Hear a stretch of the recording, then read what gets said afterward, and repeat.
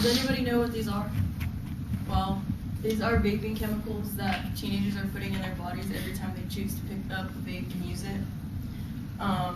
So, I mean, all these chemicals are something you might have seen, but not necessarily on something you thought you'd be ingesting. They might not seem this dangerous if you guys think about it, but they're very dangerous and they're leading to serious health issues.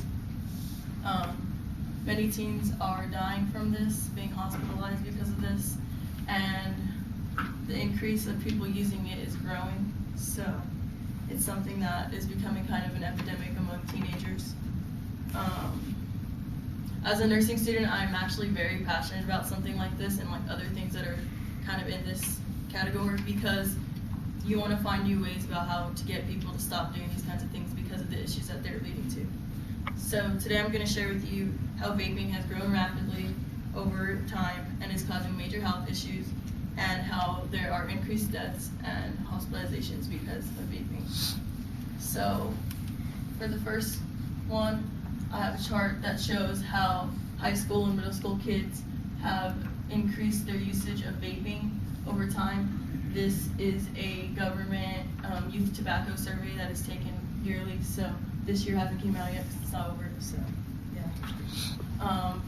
So same thing here, it's kind of showing me the same kind of information, but just a different source, kind of showing that this is something that's happening across every platform.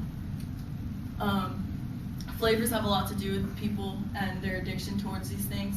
As you can tell, the more fruity and like flavorful flavors, I guess that makes sense, rather than like the bland flavors of tobacco and mint are being used. So that's kind of drawing kids to want to use them more, which is also part of the issue. So there's that. There's one story on a teenage girl named Piper. She vaped for about 2 years.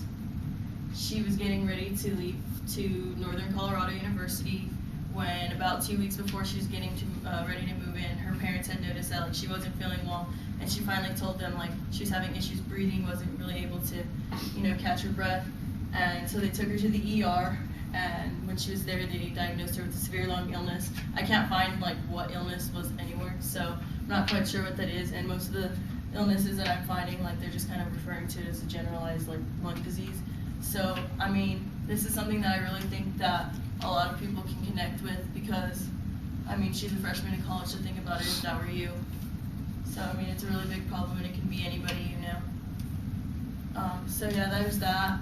The deaths and increased hospital visits are happening because of this, but a lot of it has to do with the usage, which is leading to that, so they're all kind of connected. So a lot of people are using them a lot more often and a lot more heavily than they used to before, and now that they're doing that, they're starting to go to the hospital and starting to die. And it's actually really sad, because they're our age and they're people just like us, like you could be your friends, your cousins, just different things like that. Here's a map showing the kind of deaths across the US. I'm from California, so there's 2 deaths there, which I mean, I didn't know either of them, thankfully, but it's still something that's pretty close to home. There's 2 in Kansas, which where we go to school, so I mean, I'm pretty sure there's an atmosphere there as well. You guys can see it. So yeah, that's kind of showing that there.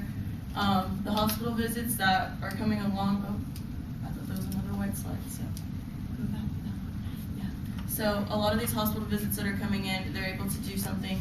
Either the lungs are collapsing and they're able to save them. People are coming in with chest pressure, which can lead to heart attack, stroke, different things like that. And at our age, as teenagers, it definitely shouldn't be happening that early.